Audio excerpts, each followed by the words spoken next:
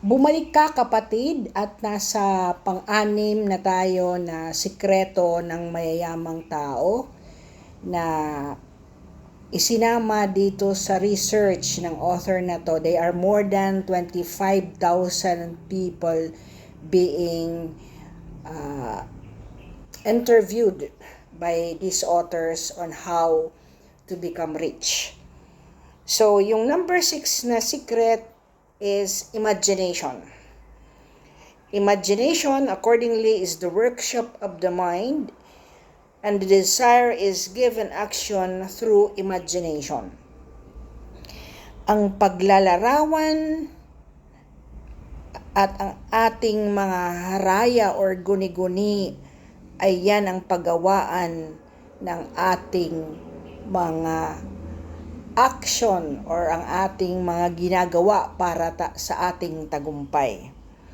Sino po ba ang makakapagsabi na ang telepono mo na ginagamit ngayon, makikita mo ang iyong mahal sa buhay na nasa Amerika, nasa ibang bansa, nasa Middle East, nasa Europa?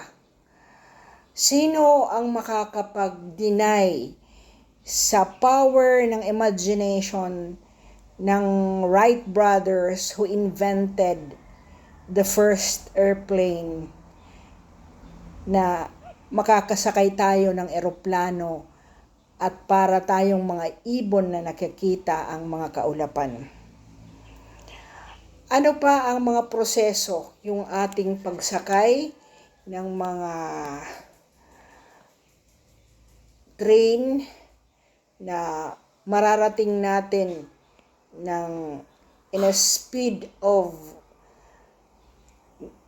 so many minutes kung tayo ay magbabas na re-reach lang natin ang ating destination ng ilang minuto lamang.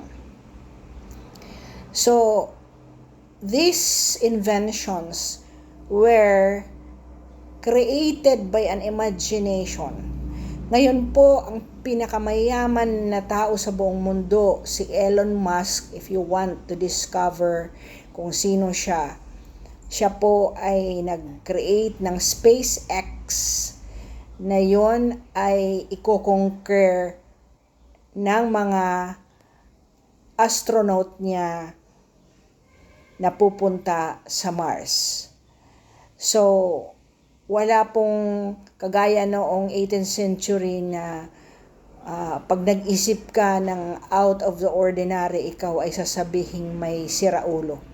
But in our time, we are lucky that we accept inventions as a new way of life for only too few men like geniuses, like the likes of Elon Musk, can conquer the universe.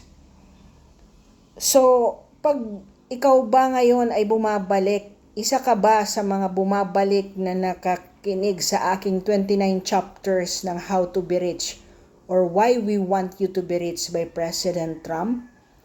Ikaw ba ay patuloy ngayon nakikinig sa akin?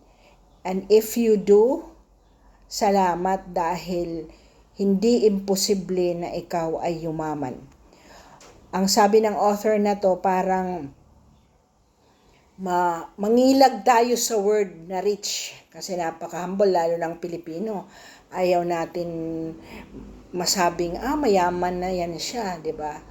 We are too timid to accept na ikaw ay nagbubusisi kung paano maging mayaman. Pero salamat kung ikaw ay bata pa, 18 years old, who is in the pursuit of happiness, of a well thought out life. Kasi yung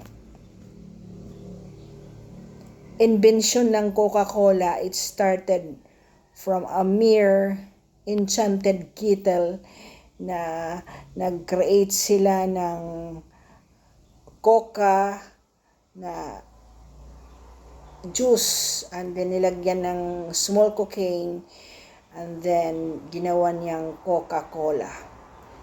At ito po ay hindi natin isip na nag-start lang ito ng maliit na invention, and Coca-Cola is everywhere in the world.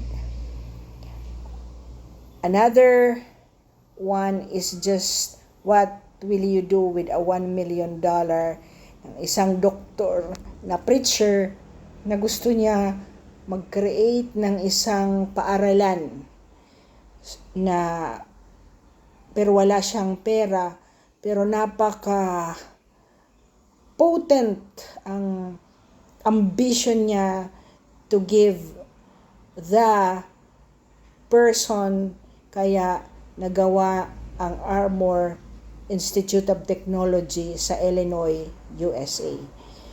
So, we create and imagine that creativity, your creative mind will convert your imagination into a richer mindset.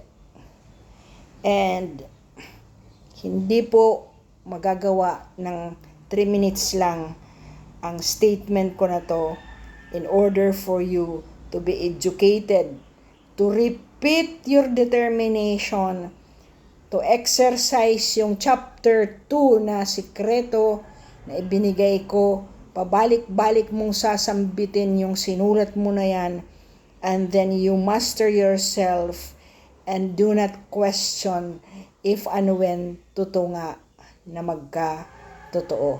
Sana sa pakikinig mo to may mag-comment kung nakuha mo na ang ginawa mo para naman ganahan ako, because all the secrets in here I have put into my life, and of what I have become now as a person. So, definite ang purpose mo, ang plan of action mo ay ginagawa mo, otherwise mamamatay yan kung wala kang determinasyon. Riches or wealth life, when they come, becomes huge in quantities, and most of the time, sabi ng author na to, they are never result of hard work. Riches come, if they come at all, in response to the definite demands of your mind, demand ng mind mo na ikaw ay lumago. So, secret number 6 na po tayo. You have the right to life, to be happy in that life. And pag ikaw po ay mayaman, you have all the freedom of choices to make all your dreams come true. Thank you for listening, and uulitin ko, health is wealth. Hindi ka magiging masaya at mayaman pag yung pundasyon mo na 4, na ikaw ay may Diyos, may pamilyang nagsusuporta sa'yo, may plano ka at may aksyon, ay hindi po mangyayari yung mga yan. The secret is your determination to put that imagination into action. Thank you. Your subscription will prompt you for the next video of the other secrets that will be shared in this book. And sana you share this to people. Kung ikaw ay matanda na at ayaw mo na rin, share this to your loved ones who can still make a difference in their life. Amen to that. May the force of the universe be upon thee. And I hope you continue with me finishing these books. Ang dami na pong mga stories na i-share ko. Hanapin nyo po yon, if only to show to you na may mga istorya pong totoo.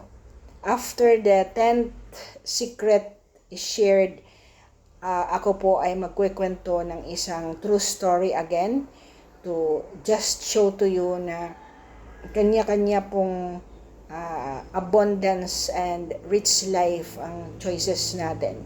It may not be negosyo, It might be other ambitions that you have in life, and you will progress in that. Today's, thank you for listening, and may God be upon thee. Amen.